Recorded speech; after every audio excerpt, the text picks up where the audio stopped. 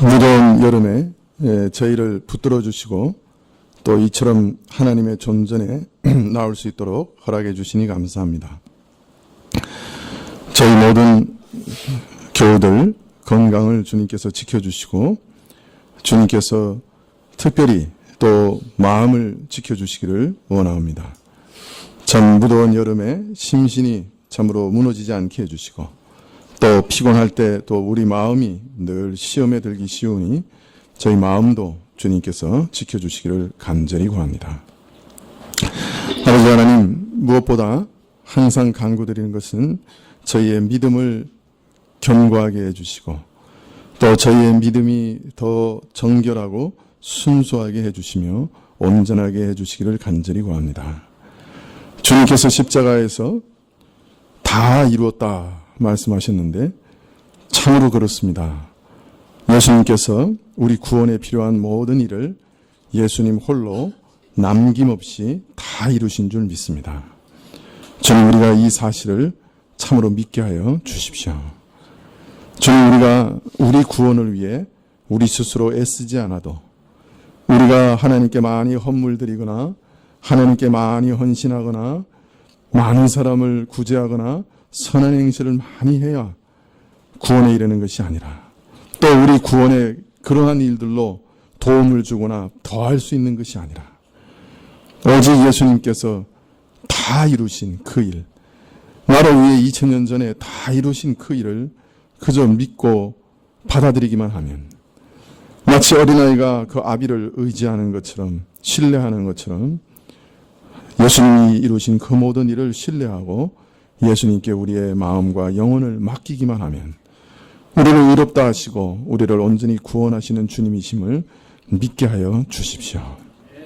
주님, 그래서 우리 자신을 보고 우리 행실을 보고 우리의 선한 행실이 없음을 보고 두려워하지 않게 해주시고 주님, 참으로 우리 자신을 바라보면서 의심하지 않게 해주시고 오직 예수님만 바라볼 수 있도록 도와주십시오. 혹 우리의 행실이 우리를 정죄한다 할지라도 참으로 믿음으로 나를 위해 죽으신 예수님을 꼭 붙들게 해 주십시오. 또 이러한 예수님을 나의 왕으로 내 인생의 진정한 주인으로 모셔드리게 하옵시고 또 그래서 우리 삶의 구석구석에 늘 주님의 뜻을 순종하는 순종의 열매로 가득 채워주시기를 간절히 기도드립니다. 아버지 하나님, 저희 교회도 주님 앞에 참 자신을 온전히 드리며 또 삶과 시간과 물질을 하나님께 헌신하여 드리며 하나님께 자신의 모든 것을 드리는 성도들이 가득하게 해 주옵시고 또 하나님께서는 이러한 성도들이 앞으로도 또 이러한 헌신과 수고를 계속해서 할 수 있도록 많은 것들로 좋은 것들로 채워주시기를 간절히 기도드립니다. 우리 삶의 모든 것이 주께로부터 오므로 우리가 일용할 것에부터 시작해서 우리 삶의 모든 것을 주께 간구하지 않을 수 없습니다.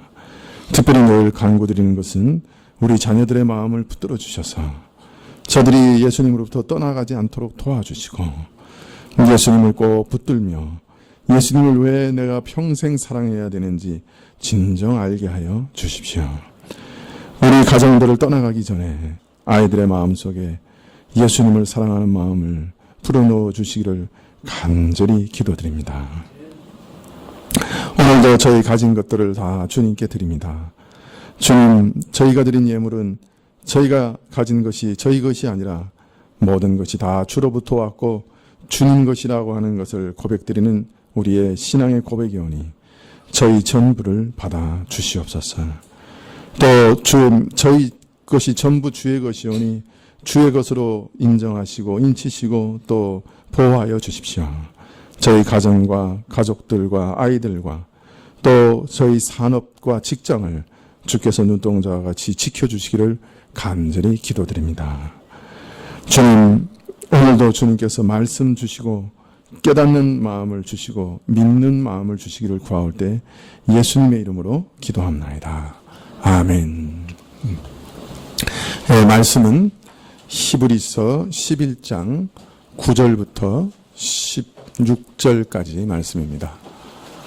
히브리서 11장 9절부터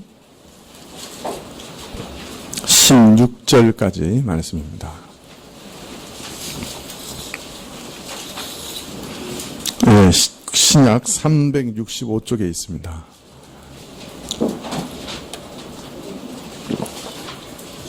예, 히브리서 11장 9절부터 16절까지 찾으신 줄 알고 봉독해 드리겠습니다. 믿음으로 저가 외방에 있는 것 같이 약속하신 땅에 우거하여 동일한 약속을 유업으로 함께 받은 이삭과 야곱으로 더불어 장막에 거하였으니 이는 하나님이 경영하시고 지으실 터가 있는 성을 바랐습니다.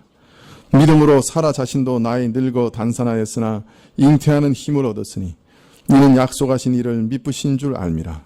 이러므로 죽은 자와 방불한 사람으로 말미암아 하늘의 허다한 별과 또 해변의 무수한 모래와 같이 많이 생육하였느니라. 이 사람들은 다 믿음을 따라 죽었으며 약속을 받지 못하였으되 그것들을 멀리서 보고 환영하며 또 땅에서는 외국인과 나그네로라 증거하였으니 이같이 말하는 자들은 본향 찾는 것을 나타냅니다. 저희가 나온 바 본향을 생각하였다면 돌아갈 기회가 있었으려니와 저희가 이제는 더 나은 본향을 사모하니 곧 하늘에 있는 것이라. 그러므로 하나님이 저희 하나님이라 일컬음을 받으심을 부끄러워 아니하시고 저희를 위하여 한 성을 예비하셨느니라. 아멘.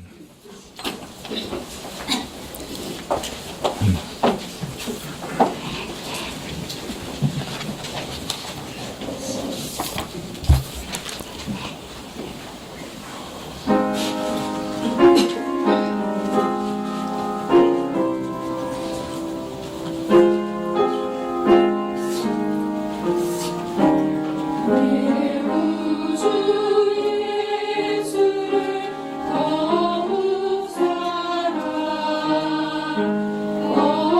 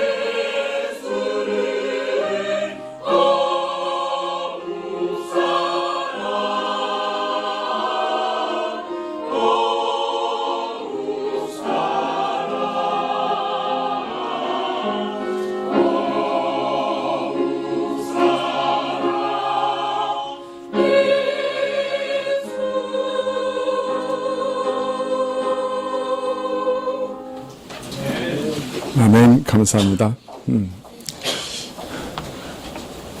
여러분 한번 웃어보십시다. 우리 전부 얼굴이 웃음이 하나도 없습니까? 웃는 근육 모양만 해도 몸에 그렇게 좋대요. 호르몬이 나온답니다. 믿거나 말거나. 사실 우리나라 많은 분들 이렇게 지나다니시는 분들 보면 웃음이 없죠. 그죠? 웃음이 없는 것 같아요. 제가 얼마 전에 교회 이렇게 앞에 차를 타려고 이렇게 나갔는데 요 앞에 그 밤섬 현대 아파트 앞에 어떤 남자분이 차를 이렇게 세워놓고 담배를 딱 피고 계셨어요. 예, 근데 제가 가다가 갑자기 멈춰서서 그분 얼굴을 이렇게 쳐다봤습니다. 그분이 너무 잘생기셔서도 아니고 그분을 제가 알기 때문도 아닌데요. 왜 제가 멈춰서서 봤느냐. 그 얼굴에 정말 수심이 가득했기 때문이었습니다. 얼굴에 나는 너무 힘들고 괴롭다 이렇게 쓰여 있었어요. 마치 세상의 모든 걱정 근심을 다 짊어지고 있는 그런 표정이었습니다. 아니면 회사나 사업이 거의 부도 직전이기 때문에 이 일을 어떻게 하면 해결할 수 있을까 그렇게 고민하고 있는 것 같이 보였어요. 하여튼 삶의 무게에 찌들 대로 찌들은 그 표정을 보고 제가 갑자기 멈춰 섰죠. 그리고 마음속에 가서 복음을 전할까 말까 기회를 틈타고 있었는데 이 밤섬 현대아파트에서 어떤 여자분이 오시더니 같이 차를 타고 가버리셨어요. 근데 그 얼굴이 너무 인상적이라서 계속 그 머리에 그 인상이 남아 있었습니다. 우리 주변에 많은 분들이 지금 살아가는 것 자체를 힘들어하시고 자신의 삶에 대해서 만족하지 못하고 걱정 근심과 욕구 불만에 가득 차서 살아갑니다. 물론 경쟁이 날로 치열해져 가고 경제적인 어려움으로 인한 삶의 정황이 팍팍해져 가는 것이 이런 고통의 한 원인이라고 할 수 있을 것입니다. 그러나 삶의 사정이 어려워지는 것이 이런 고통의 근본적인 이유일까요? 제가 어렸을 때는 경제적인 환경이 지금보다 더 어려웠던 것 같아요. 제가 그 광주에 한번 살았는데요.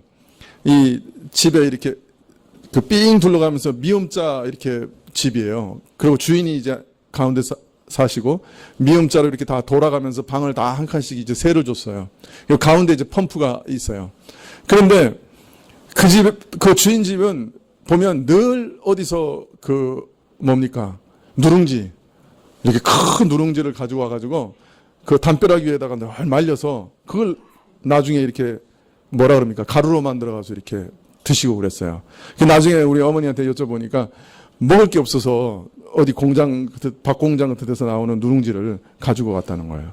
꽤 큰 집에 상당히 많은 이렇게 새를 이렇게 놓고 사시는 그런 집이었는데도 먹을 게 없어서 누룽지를 어디서 가져와서 먹고 그랬다는 거예요. 그러니까 우리가 어릴 때 우리 한국 사회가 지금보다 훨씬 더 경제적으로 어려웠던 거죠. 그러나 지금처럼 사람들이 활력을 잃어버리고 낙담하고 불평하고 분노하고 이러지는 않았던 것 같습니다. 자, 그렇다면 우리 삶을 어렵게 하는 가장 근본적인 원인이 뭘까요? 우리를 괴롭히는 근심들은 다 어디서부터 오는 걸까요? 누가 욕심이라 그래. 욕심은 욕심인데 어떤 욕심인가? 저는 요사이 곰곰이 좀 생각을 해봤습니다. 이 무슨 욕심이 우리를 이렇게 괴롭히는가? 아마 우리 안에 한 가지 기대가 충족되지 않기 때문이 아닌가 그렇게 생각합니다. 어떤 기대인가? 지금보다 훨씬 안전하고 지금보다 훨씬 풍요로운 주류 사회를 향한 강한 동경과 기대감 때문에 우리가 지금 괴로운 것이 아닐까? 이런 결론에 이르렀습니다. 우리 민족은 지난 50년간 잘 살아보세라는 말로 요약할 수 있는 풍요로운 사회를 향한 기대감 가지고 살아왔습니다. 그리고 한동안 누구나 노력하면 잘 살 수 있다고 하는 자신감이 우리에게 있었습니다. 내가 조금만 노력하면 더 안정되고 더 풍요로운 주류 사회에 편입해서 떵떵거리고 잘 살 수 있을 것이다. 내 대에 안 되면 다음 때에 가서 내 아이들은 이런 주류 사회에 편입시키고야 말겠다. 이런 소망과 기대감으로 살았던 것이죠. 그리고 이 주류 사회에 편입되는 것 속에서 안정감을 찾으려고 했습니다. 풍요로움과 함께 안정감을 얻으려고 했던 것이죠. 사실 주류 사회에 끼지 못하는 주변인으로 사는 것은 힘들죠. 주변인, 이건 제가 만들어낸 얘기인데 모르겠습니다. 하여튼 주변인으로 사는 것은 상당히 멸시와 천대를 각오해야만 살 수 있습니다. 그러니까 살아본 사람들은 다 압니다. 에이, 목사님이 무슨 멸시와 천대를 받아본 적이 있습니까? 그러실지 모르지만 제가 그 동교동에 우리 교회에 있을 때 우리 동교동 교회를 보시는 분들은 다 아시죠? 우리가 어떤 교회에서 살았는지. 모르시는 분들은 잘 모르시겠지만은 우리가 그때는 이제 집을 하나 빌려가지고 사람이 늘면 옆에 있는 벽을 하나씩 부셨어요. 일반 가정집을. 나중에는 정말 이건 뭐랄까요? 가정집을 다 이렇게 구멍을 다 뚫어가지고 한번 생각해보세요. 상상을 해보세요. 가정집인데 방마다 이렇게 구멍을 뚫어가지고 이렇게 쫙 연결해가지고 우리가 그 벽은 그대로 기둥은 놔두고 이렇게 이제 모여가지고 살았어요. 옛날에 우리 조카 하나가 와서 이렇게 우리 교회를 보더니 구제, 이 교회는 다른 데가 아니라 이 교회가 구제를 받아야 되는 교회네. 그런 얘기를 한 적이 있습니다. 근데, 그 동네에 아주 큰 교회 교구장을 맡으신 꽤 이렇게 활력 있는 젊은 집사님이 계셨어요. 이분이 늘 나하고 만나면 꼭 하는 말이 있었어요. 뭐냐면, 나는 직장 생활 하면서 교구 20개를 지금 맡고 있습니다. 근데 그 맡고 있는 인원수가 목사님 교회 인원보다 많습니다. 만날 때마다 한 3번인가 4번 들었어요.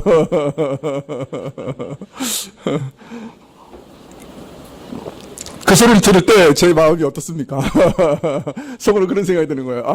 이 큰 교회 다니시는 그 성도들한테는 이런 조그만하고 누추한 교회 목사는 목사로 안 보이는구나. 이제 그렇게 생각이 들었습니다. 소위 목사도 기독교 주류 사회에 끼지 못하면 서러움 당합니다.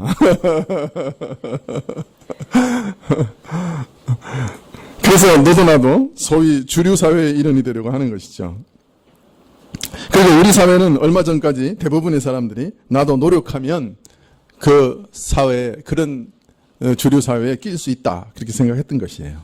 그런데 요사이 이 소망과 이 기대감이 무너지고 있습니다. 아무리 노력해도 안 되는구나. 나나 내 자식이나 영영 주류 사회에 편입하지 되는 것은 꿈에도 꾸지 못할 일이 됐구나 하고 좌절하고 있는 것이죠. 또 지금 자신이 주류 사회에 편입되어 사회의 주도적 역할을 감당하고 있는 사람들도 이런 위치를 내가 계속해서 지킬 수 있을까 두려워하고, 노년에 이런 풍요로움을 계속 누릴 수 있을까 두려워하고, 자신은 이런 위치를 지킬지 몰라도 자기 자식들은 이 주류 사회에 편입되지 못하고 주변인으로 밀려날지도 모른다는 강박감에 시달리고 있습니다. 또 자신이 할 수 있는 모든 노력과 자본을 다 들여서 아이들을 지원한다 할지라도 자식들은 주변인으로 밀려나고 있는 현실을 또 보고 있습니다. 그래서 대부분의 사람들이 좌절하고 낙담하고 있는 것이죠.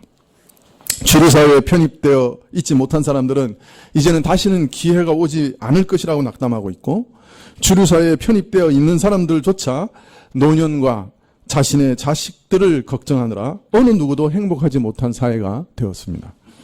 왜 이렇게 되었을까요? 그것은 사회 경제적 환경이 악화되고 경제가 활력을 잃어버린 것이 한 원인이라고 할 수 있겠죠. 그러나 그보다도 더 큰 원인이 있습니다.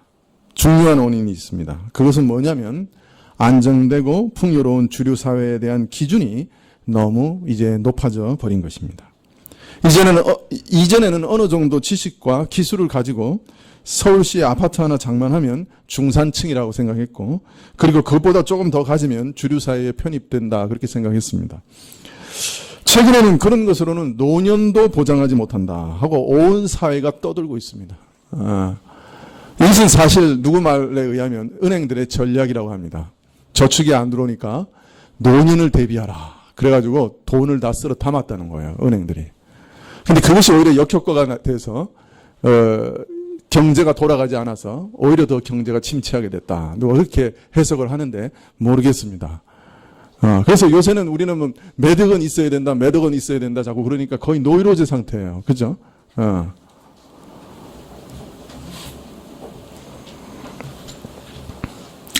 최근에 현금만 10억을 가진, 정확히 들으십시오. 전 재산이 아니고 현금만 10억을 가진 사람들에게 설문조사를 했습니다.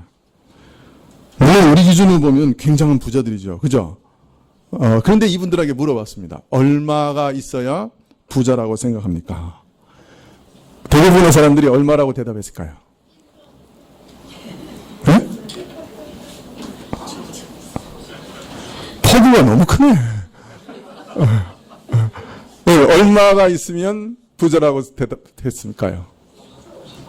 100억이 있으면 부자라고 대답을 했습니다.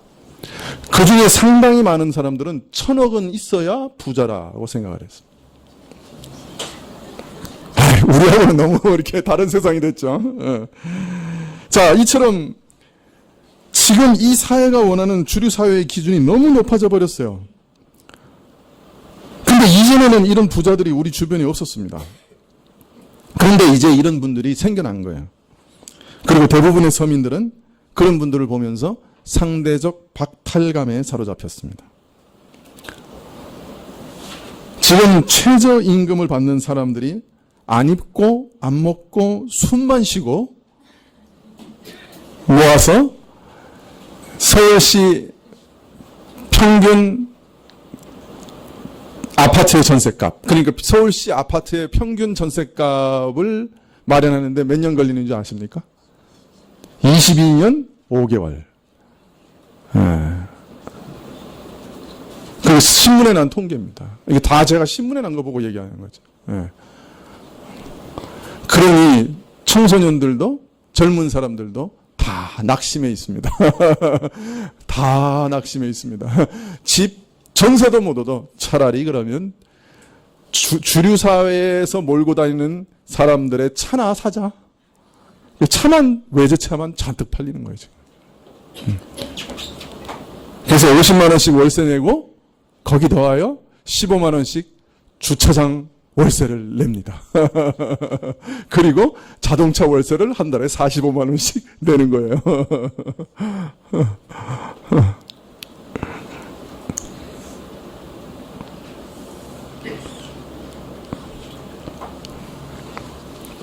자, 그런데 이런 분위기가 교회까지 들어왔어요. 그래서 신자들도 이런 분위기에 감염됐어요. 그래서 신자들도 지금보다 훨씬 안전하고 지금보다 훨씬 풍요로운 주류 사회를 향한 강한 동경과 기대감에 사로잡혀 있습니다. 그래서 신자들 역시 행복하지 않습니다. 이전에는 하나님께 기도하면 이런 기대감이 충족되고 이루어질 수 있다는 희망 가운데 신앙생활을 열심히 했습니다. 그러나 이제는 압니다. 아무리 기도해도 안 된다고 하는 절망감이 자리 잡았습니다. 그래서 열심히 믿는다고 해도 무슨 소용이 있는가 하는 무서운 시험이 신자들을 찾아왔습니다. 그래서 행복하지도 않을 뿐 아니라 믿음마저도 흔들리는 무서운 위기가 한국교회에 찾아오게 된 것이죠. 어떻게 제 분석에 동의가 되십니까? 자, 이런 동경과 이런 기대감을 성경에서는 뭐라고 말합니까? 한마디로? 네? 이런 기대감과 동경을 성경에서는 한마디로 뭐라고 말씀하십니까? 탐심이라고 얘기합니다. 탐심.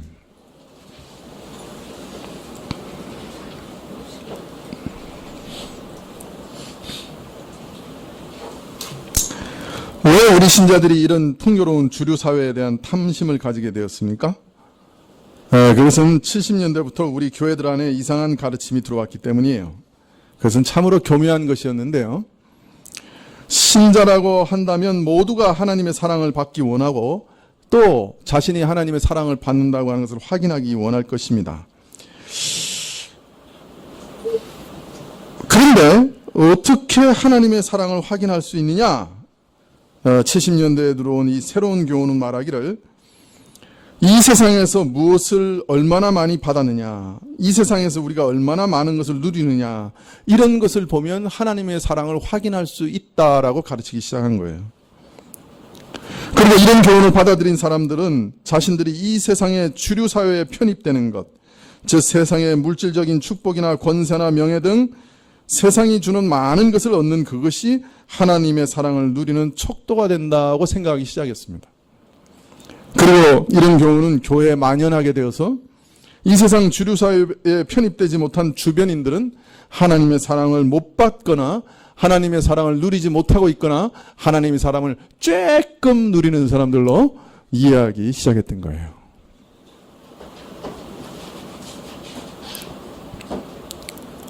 우리 마음에도 은연중에 그런 것 있지 않나요?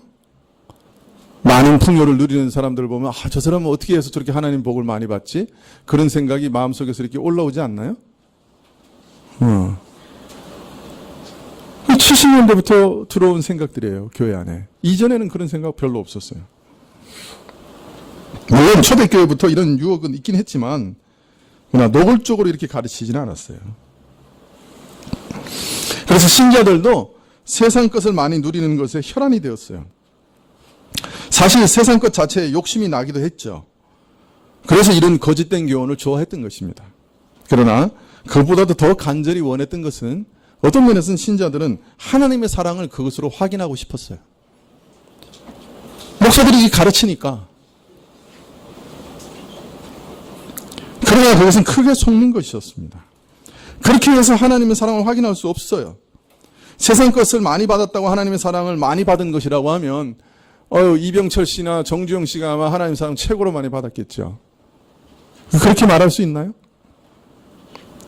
오늘 말씀드리지만 이런 것들은 믿는 사람이나 믿지 않는 사람들이나 똑같이 누리는 하나님의 일반적인 은총, 일반적인 사랑이에요. 이런 사랑으로는 내가 하나님의 그 특별한 사랑, 영원한 사랑, 하나님의 구원의 사랑을 받았다고 그것에 대한 증거라고 말할 수 없습니다.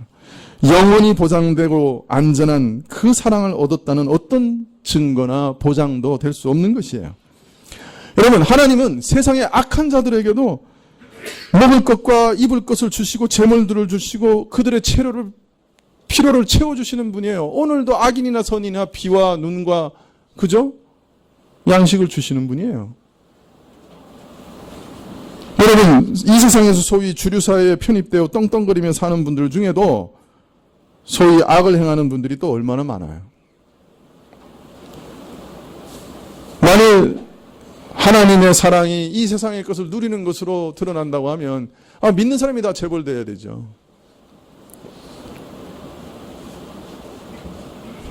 속지 마세요. 그런 것으로 우리 삶을 평가할 수 없어요. 내가 얼마나 많이 누리고 있느냐, 그것으로 하나님의 사랑을 평가해서는 안 돼요. 눈이 얘기해도 안 믿죠. 그리고 늘 마음속에 하나님은 나를 사랑하지 않는가비요? 이렇게 생각하고 있든지, 아니면 그죠? 그 사실 자체로 만족해서 이렇게 많이 누리게 하시니 하나님이 나를 많이 사랑하는가 보다. 물론 일반 은총적인 사랑은 받는 것이죠. 그러나 우리가 말하는 특별 은총을 받는 것은 아니라, 그것을 보장하는 것은 아니다. 여러분, 사실 이제는 좀 우리 신자들부터 좀 생각을 바꿔야 될 때가 됐어요. 아무리 탐심을 가지고 노력해도 이제 사실 솔직히 아시잖아요. 쉽지 않은 사회가 됐다고요. 이 계층 간에 이렇게 구도가 딱 굳어졌기 때문에 주류사회에 편입하는 일이 쉽지 않아요. 이 사회가. 그래서 지금 수많은 사람들이 분노하고 있는 거예요.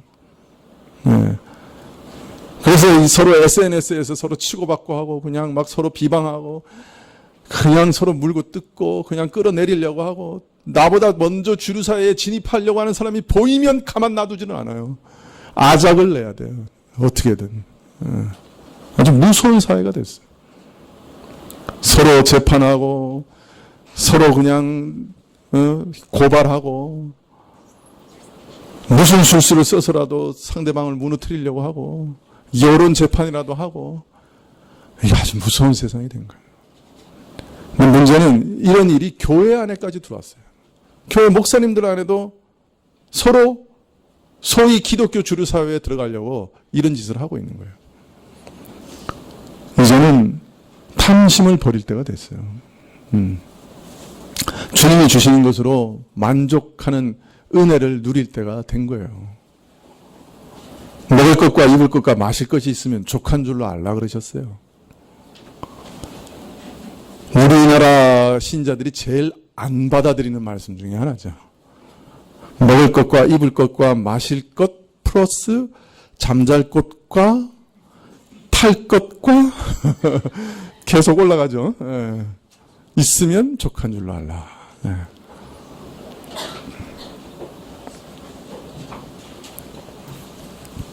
여러분, 사실 이 탐심만큼 우리 신앙생활을 방해하는 유혹과 시험이 없습니다. 주류사회에 편입되면은 안정된 생활을 정말 누릴 수 있을까요? 안정된 생활이 보장되는 걸까요?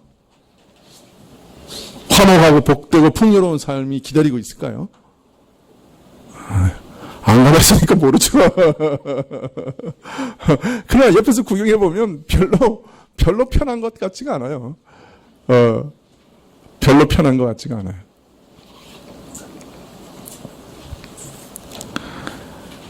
여러분, 우리 신앙의 모든 선배들은 사실 이 유혹에서 승리한 사람들이었어요. 오늘 우리가 읽은 이 히브리서의 믿음의 조상 아브라함에 대한 얘기도 마찬가지예요. 여러분, 성경에서 아브라함의 삶에 대해서 그 특징을 뭐라고 보통 얘기하냐면 장막에 거하는 삶이라 그렇게 얘기합니다. 나그네로서의 삶이다. 장막에 거하는 삶이다. 그것이 아브라함의 삶의 중요한 특징이다. 그렇게 얘기합니다. 오늘 말씀 히브리서 11장 9절도 믿음으로 저가 외방에 있는 것 같이 약속하신 땅에 우고하여 동일한 약속을 유업으로 함께 받은 이삭과 야곱으로 더불어 장막에 거하였으니 그렇게 얘기하고 있습니다. 많은 분들이 하나님께서 아브라함에게 약속하신 가나안 땅이 아무도 살지 않는 허벌판이었다고 착각합니다. 그래서 몽골의 유목민들처럼 장막과 텐트를 치고 살았다고 생각하는 거예요. 아무것도 없으니까 장막 치고 살았다. 그러나 당시 아브라함이 머물렀던 가나안 땅에 도시들이나 좋은 집들이 없었던 것은 결코 아닙니다. 아브라함과 비슷한 시기에 생존했던 것으로 추정되는 이집트의 한 파라오가 그 당시 가나안 왕들에 대한 저주들을 기록한 문서가 최근에 발견이 됐어요. 거기 보면 가나안 땅에 있는 중요한 도시국가 65개의 이름이 나오고 그 65개의 그 도시의 왕들을 저주하는 저주문을 기록해가지고 남겨놓은 거예요. 가서 점령해버리면 좋겠는데 그만한 힘은 없고 말은 안 듣고 그러니까 너희 놈들 다 죽어라 라고 저주문을 기록했어요. 파라오가. 가나안 땅은 어떤 면에서는 높은 성벽과 그저 튼튼한 요새들을 가진 왕들이 지배하는 도시국가가 65개나 있었던 땅이에요. 최소한. 가나안은 비어있는 광활한 황무지가 아니었어요. 많은 사람들이 살고 있는 도시국가들로 가득 차 있는 지역이었어요. 자, 그러면 왜 아브라함은 그 땅에서 장막 생활을 했을까요? 도시나 주택이 없었기 때문이 아닙니다. 왜 아브라함이 장막 생활을 했을까요? 가나안 땅에 자기 땅이 한 평도 없었거든요. 자기 땅이 한 평도 없으니까 거기 집 지우고 살 수가 없었던 거예요. 그래서 장막 생활한 거예요. 떠돌이 생활한 거예요. 집시처럼. 여기 장막 세웠다가 그 땅 주인이 야, 그 풀 다 뜯어먹지 말고 나가. 그러면 장막 걷어가지고 나가고 그랬던 거예요.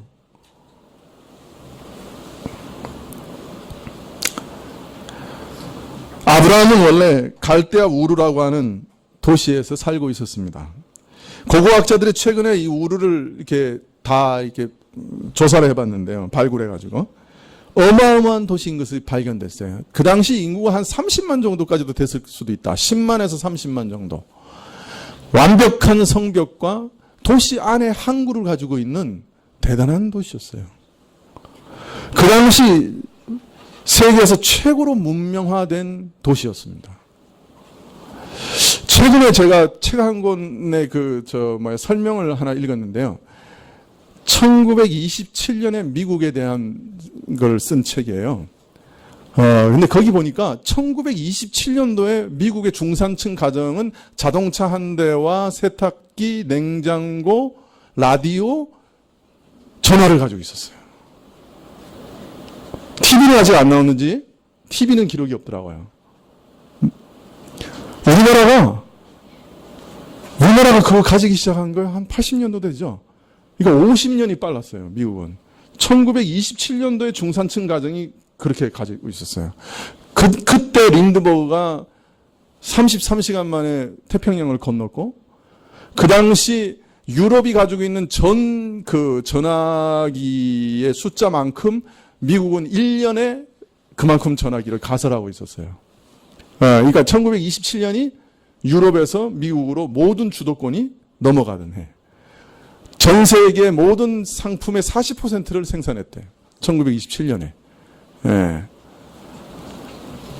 여러분, 바로 그런 미국의 뉴욕에서 살고 있는 뉴요커와 같은 사람이 누구였냐면 BC 2000년의 아브라함입니다. 아브라함이 바로 그런 뉴욕 같은 사회의 주류로 살고 있었던 주류로 풍요로운 삶을 살고 있었던 도시인이었어요. 그런데 아브라함한테 하나님이 갑자기 나타나셨어요. 그리고 약속을 하셨어요. 너는 너의 본토 친척 아비집을 떠나 내가 내게 지시할 땅으로 가라. 내가 너로 큰 민족을 이루고 내게 복을 주어 내 이름을 창대케 하려니 너는 복의 근원이 될지라. 그리고 또 아브라함은 또 이 약속을 믿고 떠났어요. 어디로 갈 바를 모르고 떠났는데 가나안 땅에 이르니까 하나님이 또 나타나셨어요. 창세기 12장 7절에 내가 이 땅을 내 자손에게 주리라 이렇게 약속하셨습니다. 이때가 아브라함 나이 75세였어요. 75년 정도를 갈대아 우루 소위 주류 사회에 편입되어 살던 유복한 아브라함이 하나님의 약속 때문에 가나안에 들어와서 발붙일 만한 땅 한 평 없이 살면서 유리방황하고 살게 됐어요. 하나님께서 이 땅이 바로 너 큰 민족, 큰 나라를 세워줄 땅이라고 약속하셨지만 현실은 발붙일 만한 땅 한 평도 소유하지 못했어요. 그래서 그는 집시처럼 천막생활을 할 수밖에 없었던 것이죠. 심지어 그는 말년에 아내를 묻기 위해서 막벨라 굴을 어마어마한 돈을 주고 현지인에게 샀어요. 현지인에게 가서 굴을 좀 파시오. 내 아내를 묻어야 되겠습니다. 그랬더니 그 사람이 점잖은 말로 굴만 사면 재미없지요. 밭도 사세요. 그래서 바가지를 왕창 씌웠어요. 아브라함은 바가지인 줄 알면서도 울며 겨자 먹기로 다 샀어요. 그래서 말년에 아내의 무덤과 무덤 앞에 있는 조그만 밭을 얻었어요. 이게 아브라함의 삶이에요. 주류 사회에서 살다가 비주류, 주변인으로 전락한 것이 아브라함의 삶이에요. 하나님의 약속을 받았는데 주류인으로 살다가 비주류, 주변인으로 전락해서 살았어요.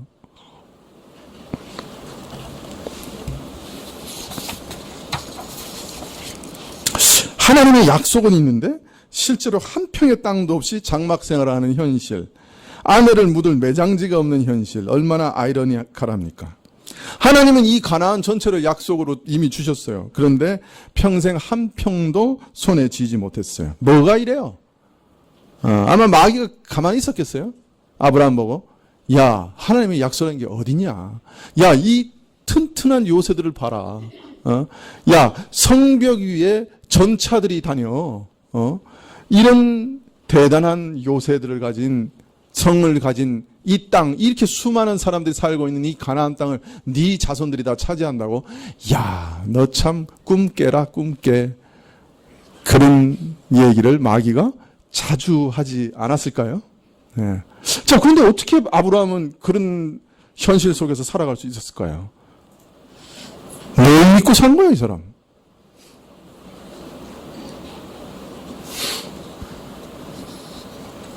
오늘 읽은 이 히브리서 11장 말씀이 바로 아브라함이 계속해서 그 땅에서 장막 생활을 할 수 있는 원동력에 대해 말씀하고 있습니다. 히브리서 11장 9절에 보면 믿음으로 저가 외방에 있는 것 같이 약속하신 땅에 우거하여 동일한 약속을 유업으로 함께 받은 이삭과 야곱으로 더불어 장막에 거하였으니 이는 하나님의 경영하시고 지으실 터가 있는 성을 바랐습니다. 자, 아브라함이 계속 장막 생활을 하면서 정말 원했던 것이 하나 있었다 그래요. 뭘 원했다고요? 하나님이 지으실 성 하나를 기대했다. 그렇게 얘기하고 있습니다. 하나님이 지으실 성을 기대했다. 자기가 지을 게 아니라 하나님이 지으실 성을 기대했다는 거예요. 자, 그러면 이 하나님이 지으실 성은 어떤 성이었느냐? 오늘 11에서 11장 13절부터 나옵니다. 여러분 13절부터 16절까지 큰 소리로 한번 읽어볼까요? 시작. 이 사람들은 다 믿음을 따라 죽었으며 약속을 받지 못하였으되 그것들을 멀리서 보고 환영하며 또 땅에서는 외국인과 나그네로라 증거하였으니 이같이 말하는 자들은 본향 찾는 것을 나타냄이라. 저희가 나온 바 본향을 생각하였다면 돌아갈 기회가 있었으리니와 저희가 이제는 더 나은 본향을 사모하니 곧 하늘에 있는 것이라. 그러므로 하나님이 저희 하나님이라 일컬음 받으심을 부끄러워 아니하시고 저희를 위하여 한 성을 예비하셨느니라. 여러분 여기 보면 아브라함은 이 약속을 받고 살다가 그냥 죽었답니다. 가나안에 살다가 자기는 땅 한 평 가지지 못하고 겨우 사라와 자신의 매장지만 돈 주고 샀고 땅 한 평 더 못 얻고 죽었답니다. 자, 그런데 그리고 스스로도 자기는 이 땅의 나그네라고 스스로 천명하면서 살았답니다. 나그네라고 하는 것은 본향이 따로 있다는 것이죠. 아브라함이 사모하고 가고자 했던 본향이 어디였겠습니까? 만약 자기가 나왔던 갈대아 우르가 본향이었다면 다시 돌아갔을 거라는 거예요. 그죠? 그러나 아브라함은 진정한 고향을 향해 가고 있었다는 거예요. 나그네로서. 아브라함이 바라고 나갔던 그 하나님 나라의 궁극적인 본질은 하나님이 예비하시는 한 성이었다. 계속 그렇게 얘기합니다. 어떤 성입니까? 바로 계시록에 나오는 새 예루살렘입니다. 하늘에서 하나님이 친히 예비하실 성, 새하늘과 새 땅에서 하나님이 예비하실 그 새 예루살렘을 사모하면서 갔던 거예요.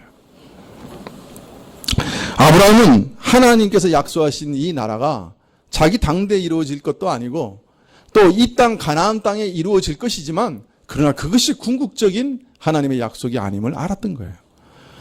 가나안 땅에 이루어지는 이스라엘 나라조차도 앞으로 있을 영원한 나라, 천국의 뭐예요?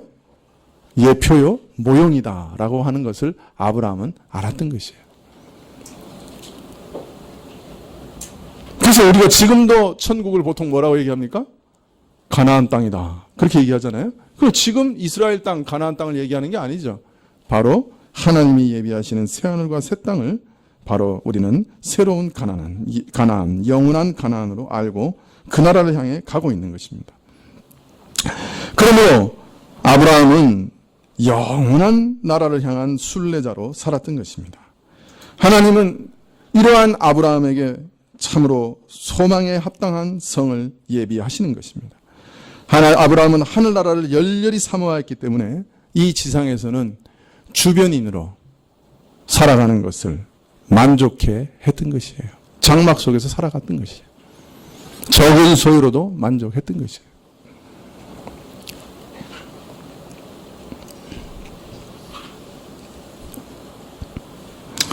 무엇이 아브라함으로 하여금 갈대아 우르의 그 편안한 생활, 유족하고 안정된 생활을 뒤로하고 주류 사회를 뒤로하고 가나안에서 나그네 생활을 하게 했는가? 가나안에서 주변인으로 살아가게 했는가? 그것은 바로 천국에 대한 참된 소망이었습니다. 그는 근본적으로 영원한 천국을 사모하고 살았기 때문에 이 땅에서 나그네로 살았습니다. 이 땅에서 주류에 편입되어 살든 주변인으로 살든 그것은 아브라함에게 크게 문제되는 일이 아니었습니다. 그의 관심이 그것에 있지 않았기 때문이에요. 여러분, 우리의 관심을 좀 돌릴 필요가 있습니다. 우리는 지금 주변인으로 살지 않고 주류 사회에 끼기 위해서 우리 마음과 생각이 온통 거기 쏠려 있습니다. 그리고 그것이 제대로 이루어지지 않는 것에 대해서 분노하고 있습니다. 심지어는 하나님을 원망하고 있을지도 모릅니다. 그러나 우리의 마음과 생각과 초점이 정말 하나님이 예비하신 천국으로 향하면 내가 이 땅에서 주류사회에 살든 비주류로 살든 사실은 별로 상관이 없습니다. 오늘날 우리 모두를 강력하게 몰아가는 탐심, 더 안전하고 더 풍요로운 주류사회를 향한 강한 유혹을 어떻게 이길 수 있느냐? 바로 천국 소망만이 우리를 거기서 건져주는 것입니다. 이 땅은 우리가 잠시 살다가는 훈련소와 같고 우리는 여기 하룻밤 머무는 나그네와 같습니다. 우리는 영원히 여기 살지 못합니다. 우리는 이 땅에서 아무것도 가지고 가지 못합니다. 나는 이 땅이 아니라 오는 세상 영원한 하나님 나라를 사모하며 그 나라를 바라보며 사는 신자입니다. 이 믿음이 이 땅의 주류 사회에 대한 강한 욕망을 이기게 해줍니다. 여러분, 우리는 이 땅의 소유에 대해서는 어떻게 생각해야 할까요? 누가복음 12장 15절에 보면 저희에게 이르시되 삼가 모든 탐심을 물리치라. 사람의 생명이 그 소유에 넉넉한 데 있지 아니하니라 하고 말씀하셨습니다. 누가복음 12장 48절에 보면 무릇 많이 받은 자에게는 많이 찾을 것이요 많이 맡은 자에게는 많이 달라 할 것이니라. 신자 중에 어떤 사람들은 하나님이 너무너무 사랑하셔서 가난하게 하십니다.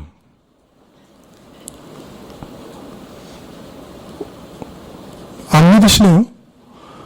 신자들의 어떤 분들은 너무너무 사랑하셔서 가난하게 하십니다. 그런데 그 가난 가운데 그들은 하나님의 긍휼과 은혜를 경험합니다. 날마다 기도하게 하시고 날마다 하나님의 기적적인 도우심을 체험하게 합니다. 까마귀가 날아오는 것을 포기하십니다. 하나님이 매우 가까이서 동행하시는 것을 경험하게 하십니다.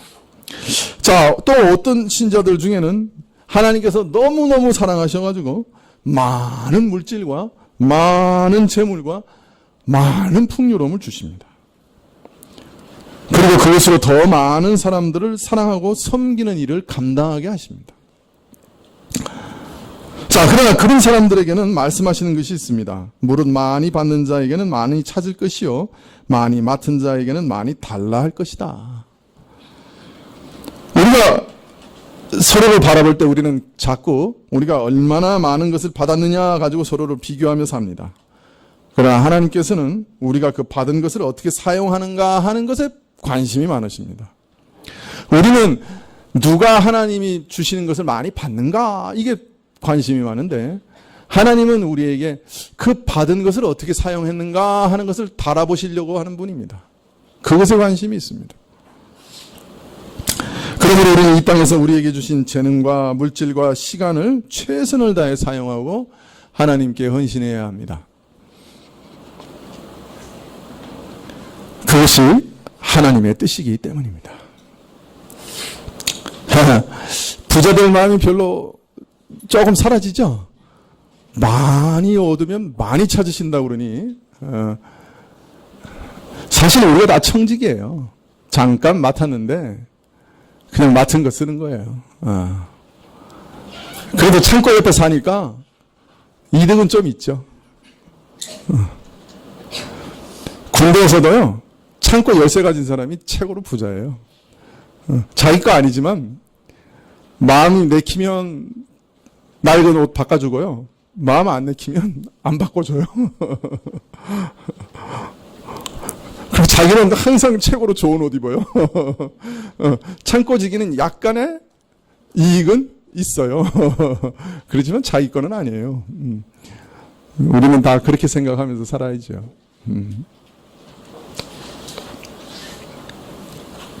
자, 그렇다면 하나님께서 그 사랑하는 사람들을 가난하게도 하시고 또 부하게도 하실 수 있다고 하면 무엇으로 하나님의 사랑을 깨달을 수 있을까요? 내가 하나님의 사랑을 받고 있다 하는 것을 뭐로 알 수 있어요? 사실 우리는 아브라함이 받은 것을 나도 받았는가 하는 것을 보면 내가 하나님의 사랑을 받고 있는가 그걸 알 수 있는 것이죠. 아브라함이 뭘 받았어요? 믿을 수 없을 때 믿는 은혜를 받았지요. 현실은 도무지 아닌데 이거 약속하시는 것 믿는 은혜를 받았지요. 우리는 날마다 우리 속에서 죄가 들끓는 걸 봅니다. 그죠? 예, 참 이렇게 살다가 정말 죽으면 천국 가려나? 그런 생각하면서 살죠. 그런데 예수님을 믿으면 어떻게 하신다 그래요? 예수님이 우리 구원에 필요한 거 다 이루셨기 때문에 반드시 우리를 구원하신대요. 우리는 받을 수 없는 것을 받았다고 믿고 사는 것이죠. 현실은 그냥 가난한 사람들이 우글우글거리고 요새가 가득한데 이거 하나님이 주실 것이야. 그러니까 아브라함은 믿었어요. 현실은 죄가 가득해요. 그냥 죄가 가득해요. 그냥 버글버글해요. 죄가 또 막 요새를 틀고 있어요. 근데 예수님 믿으면 구원해 주신다 그래요. 믿는단 말이에요. 그런데도 믿는단 말이에요. 그러면 그 사람은 하나님의 사랑을 받은 사람이에요. 하나님 복을 받은 사람.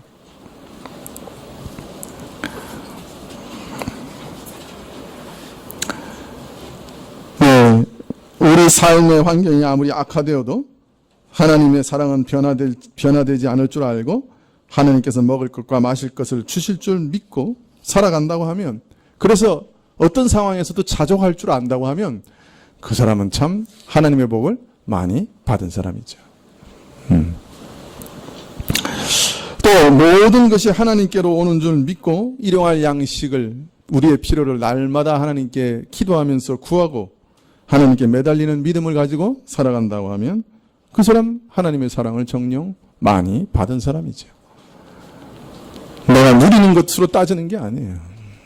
내가 어떤 자세로 오늘 살아가고 있느냐, 그게 더 중요해요.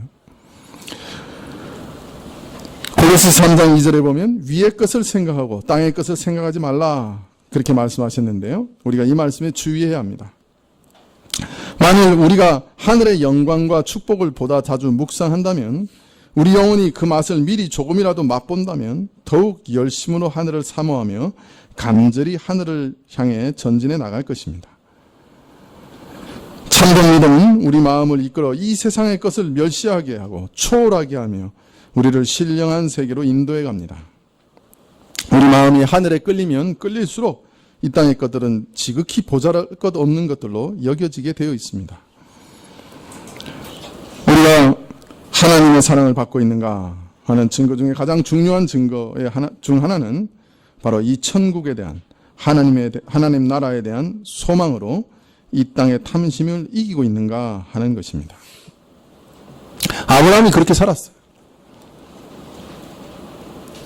심지어는 자기 좋은 모든 것을 다 내려놓고 가나안 땅까지 와서 나그네로 천막을 짓고 살았어요. 하늘에 대한 참된 소망 때문에 세상의 모든 좋은 것들을 내려놓을 줄 알았어요. 그것도 아까워하지 않았어요. 그런 믿음을 얻고 그런 천국에 대한 소망이 있다고 하면 바로 그것이 내가 하나님의 사랑을 많이 받았다고 하는 진정한 증거입니다. 특별한 사랑을 받고 있다는 진정한 증거예요. 여러분, 물론 우리가 필요를 간구해야 합니다. 하나님께서 주시지 않으면 받을 수 있는 게 아무것도 없으니 우리는 정말 모든 것을 다 간구해야 돼요. 그러나 우리 기도 가운데 이런 참된 믿음에 대한 간구가 참으로 많아야 되겠지요. 이런 진정한 소망에 대한 관심과 기도가 많아야 될 겁니다. 아마 일용할 것을 구하는 기도보다 우리 마음에 이 영원한 것을 구하는 것에 대한 기도가 많아지면 우리 속에서 이 땅의 것에 대한 탐심이 많이 줄어들지 않겠나 그렇게 생각이 듭니다. 여러분, 이 탐심에 대한 것 이게 녹록히 보시지 마세요. 이것 때문에 믿음 좋다고 하시는 목사님들도 퍽퍽 넘어가는 것을 우리가 지금 보고 있습니다. 이 탐심은 굉장히 무서운 것이에요. 그 안에 안식과 풍요로움과 넉넉함이 있을 것이라고 하는 착각이 우리를 이 땅에서의 천국으로 속히 달려가고자 하는 욕심으로 우리를 막 내밉니다. 정신없이 몰아갑니다. 이 땅에는 어디에도 천국이 없어요. 가서 보면 압니다. 천국이 아니라 지옥이 기다리고 있는 것을 알게 돼요.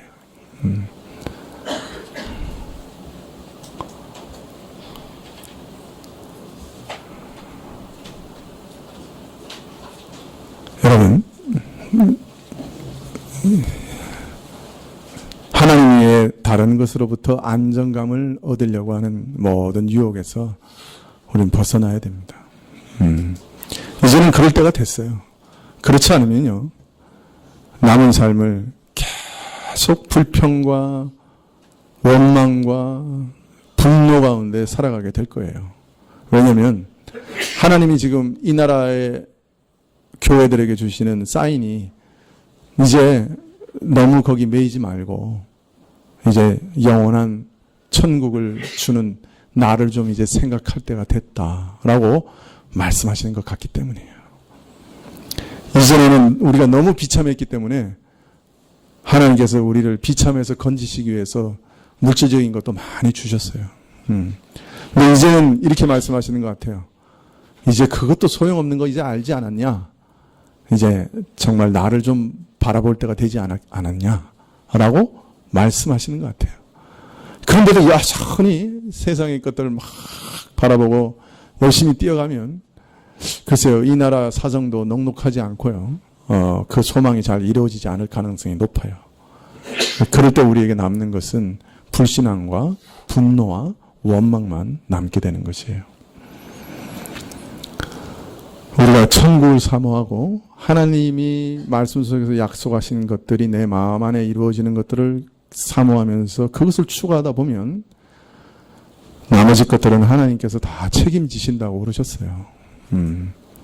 나머지 것들은 하나님이 책임지신다.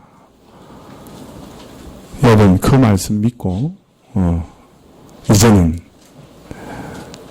탐심을 버릴 때가 된 것 같아요. 기도하시겠습니다.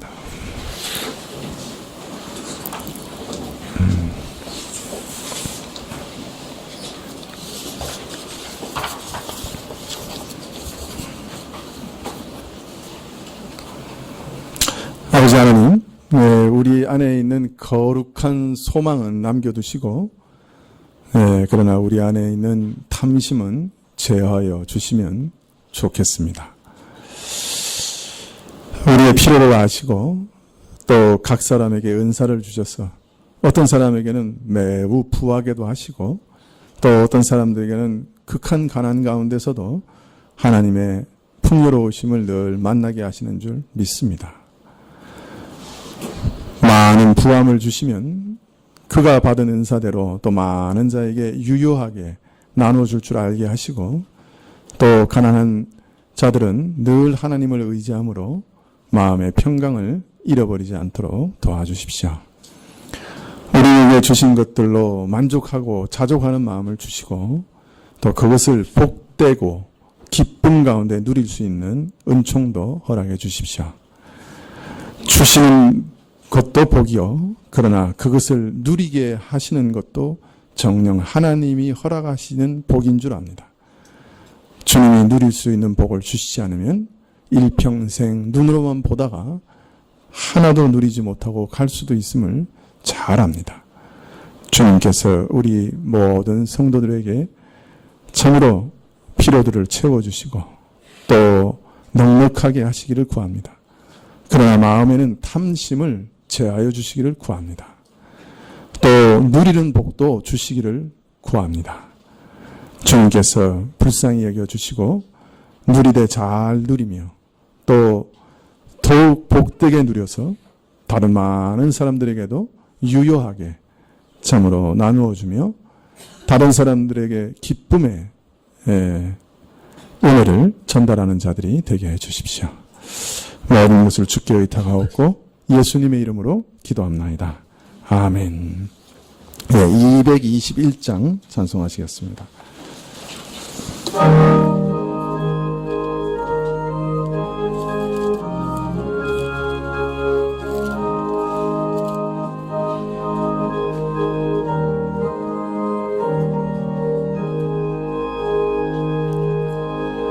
나 가난 복지 귀한 성에 들어가려고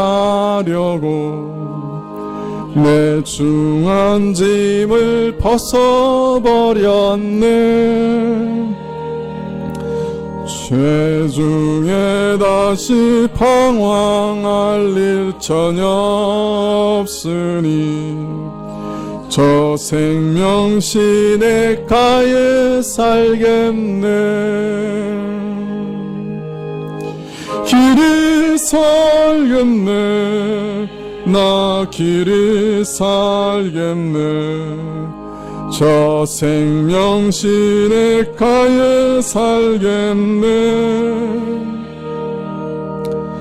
길이 살겠네.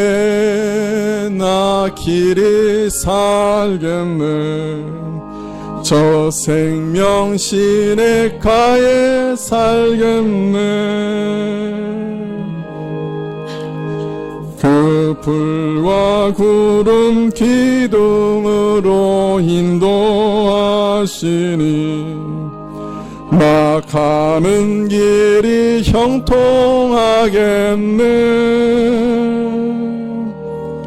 그 요단강을 내가 지금 건넌 후에는 저 생명 시냇가에 살겠네.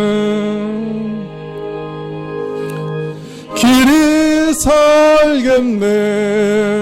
나 길이 살겠네. 저 생명 시냇가에 살겠네.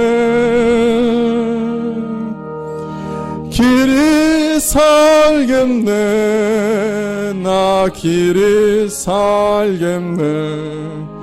저 생명 시냇가에 살겠네. 내 주린 영혼 만나로서 먹여주시니 그 양식 내게 생명 되겠네. 이후로 생명 양식 주와 함께 먹으며 저 생명 시냇가에 살겠네. 길이 살겠네. 나 길이 살겠네. 저 생명 시냇가에 살겠네. 길이 살겠네. 나 길이 살겠네. 저 생명 시냇가에 살겠네.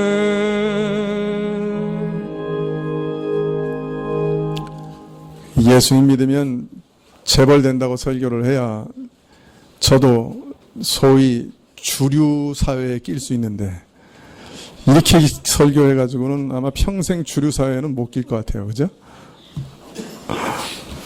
그러나 우리 마음이 정령 평안을 얻는 방법은 사실 이 방법밖에 없어요.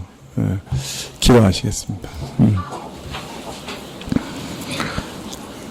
지금 우리 주 예수 그리스도의 은혜와 하나님 아버지의 그 크신 사랑과 이 은혜와 사랑을 깨닫게 하시고 누리게 하시는 성령님의 교통하시고 역사하심이 모든 복을 주시는 하나님께 모든 것을 간구하면서 그러나 또 오늘 주신 것에 대해서는 깊이 만족하며 주님께 감사드리는 머리 숙인 주의 백성들 위해 지금부터 영원까지 함께 계실지어다.